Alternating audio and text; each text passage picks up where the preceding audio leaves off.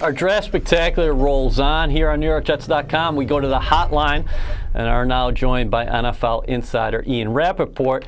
Ian, what's the latest news out there that should be catching Jets Nation's eye?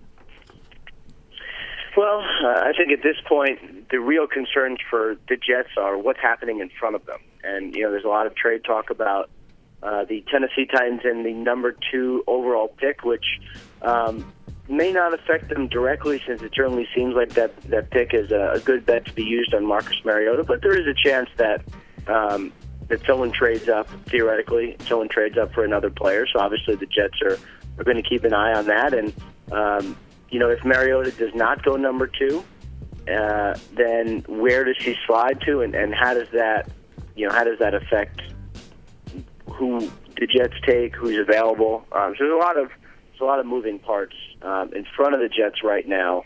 And so many people in the league. What was the reaction in league circles to what GM Mike Maccagnan and his personnel staff accomplished since the league year commenced? It was pretty interesting because I think with Mike Maccagnan, a lot of people didn't know what to think. Now, his reputation as a scout was really good. So I think when it comes to picking players, like if the Jets have a good draft in 3 years, if you look back and say, man, the Jets really picked 3 difference makers, that would be a lot. Well, then I don't think people will be surprised because Maccagnan is a scout that people have always respected. But you didn't know what it was going to happen in free agency. And, really what the Jets did was they spent a lot of money. They hit areas of need extremely hard. Obviously, the secondary is the most notable example of that.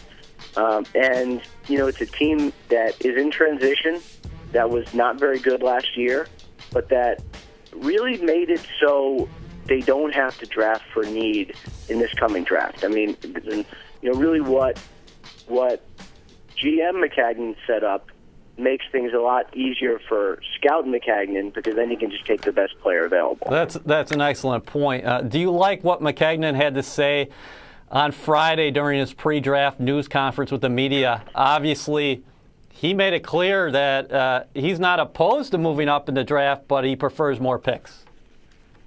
Yeah, and that's kind of what I had heard, too. So I always like it when guys are asked questions and they just answer it honestly. That's always nice. Like, I always smile a little bit. So that's kind of what I had heard from the Jets and Maccagnan, that I guess they could trade up theoretically, but really they just want more picks and more chances to get it right. So it was nice that he said it. I also like that he was pretty honest about things. He said, yeah, we're going to call the teams in front of us and kind of see what the market is, which, first of all, kind of eliminates one of the fake draft stories that comes out every year, which is, so X team is making calls to try to move up. Well, the reality is everybody makes calls to all the teams. So I like that he said it. And, if you want to talk about him, potentially moving back, I think a lot of people think the Jets might go with the best available edge rusher. If they go back, I think it was Manish Mehta from the Daily News mentioned Andres Pete as a potential target if they move back.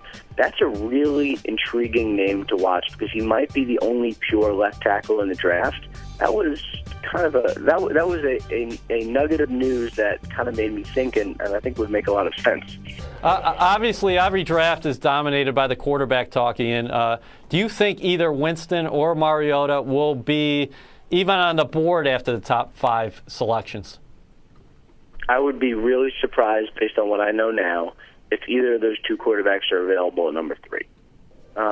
It really now maybe the Jets would think about Mariota if he came to 6, maybe. But really, what it does is it just sort of gets those guys sort of out of the way almost. So it's like it helps other players that they want come to them. And I think the Jets will have some really, really good options at the number 6 pick. There are many of the teams I speak with believe there are 8 to 9 elite players in this draft and 20 or so first-round picks.